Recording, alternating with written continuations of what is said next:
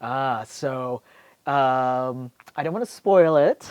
We'll see if he does in this one without giving anything away. Okay, I just realized I gave you one of the good questions that might reveal something. Yes. I'll just without reading the movie, I'll just watch the movie. 반갑습니다. 이승국입니다. 아쿠아맨과 로스트 킹덤 개봉을 맞이해서 감사하게도 작품을 연출한 제임스 완 감독님을 만나볼 수 있는 기회가 생겼습니다. 말레이시아 쿠알라룸푸르에서 진행된 감독님과의 대화 바로 시작합니다. I'm Singu from South Korea. Nice to see you, James. Nice. Thanks for having me. Oh, no, thank you for being here.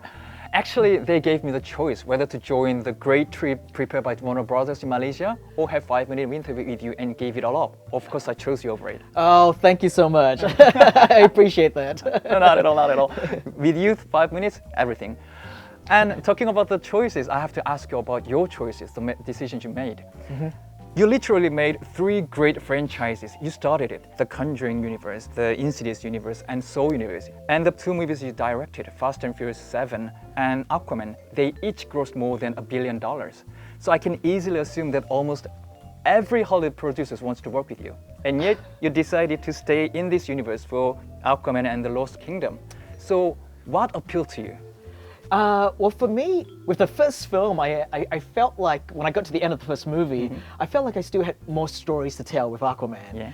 And ultimately, you know, I don't do a lot of sequels, but I will do that if I feel like I still have more stories to tell. And I definitely did with Aquaman 2.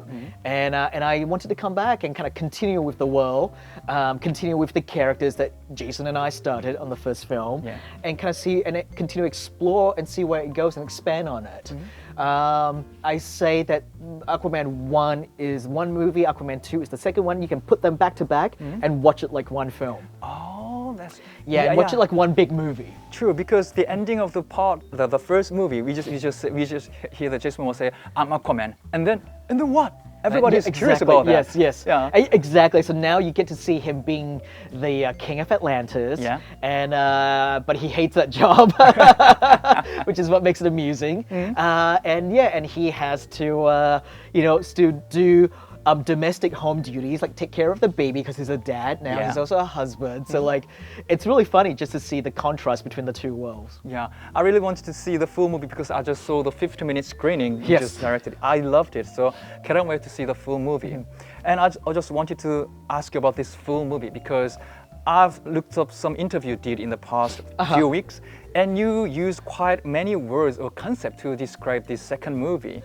You mentioned something like a Silver Age comic book, and also 60s horror movies, retro fantasy adventure, also a bromance between Arthur Curry and Om. Yes. As a filmmaker, I know you have put your best effort on every concept that consists this movie, but as a filmmaker who likes to bring new stuff to the audience, which concept gave you the most joy to work on?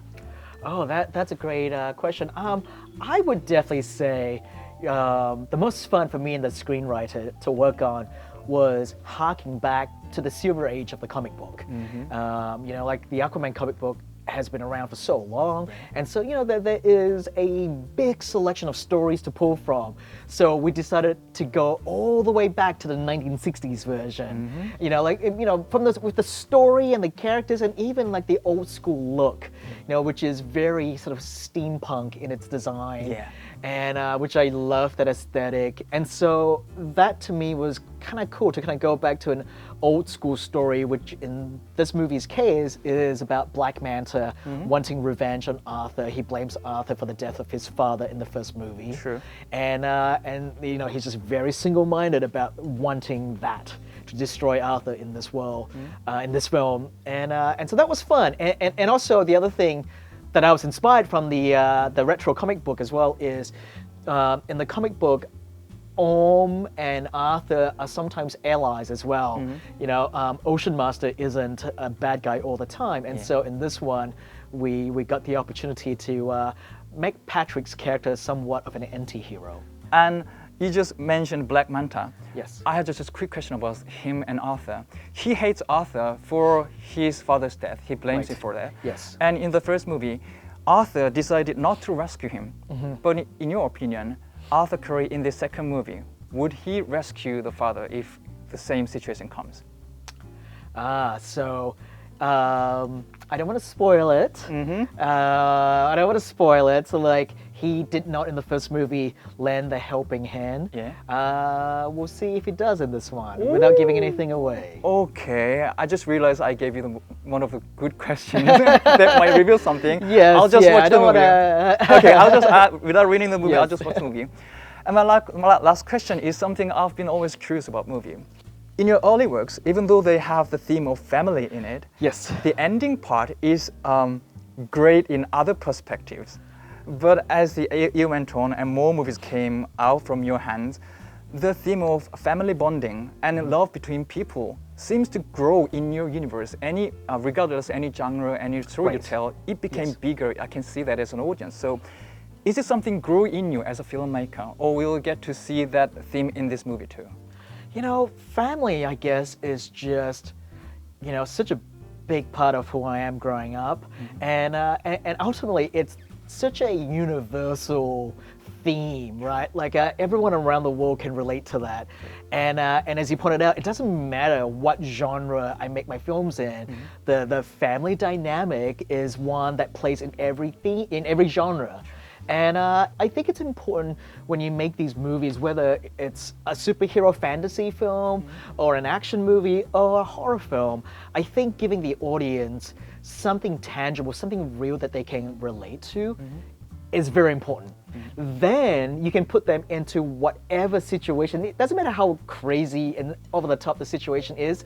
At least they have this one touchstone element that they can hang on to, and I do definitely enjoy the family aspect of all that.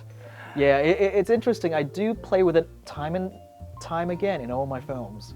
And you played it differently, and I'm pretty sure the thing you did in this film will be relatable to the global audience as well. Yes, I hope so. I mean, this movie is about Jason's character Arthur and Orm, and how much sibling rivalries between your two brothers. Like we can all relate to that. Okay, I cannot wait for the global audience to watch the movie. Thank you for your time, and I hope this movie will do great also in Korea. Thank you so much. Thank you very much. Have a great Bye-bye. time. Bye bye. Thank you so much. Awesome. Yeah, thank you. Thank you very so much. Thank you. Awesome. 네, 그렇게 제임스 완 감독님과의 대화가 마무리되었습니다. 아쿠아맨과 로스트 킹덤은 현재 극장에서 상영되고 있으니까요. 궁금하신 분들은 극장에서 직접 확인해보세요. 그럼 저는 다음번 다른 영상으로 인사드리도록 하겠습니다. 지금까지 전 천재의 승국의 이승국이었습니다. 감사합니다. 바이바이.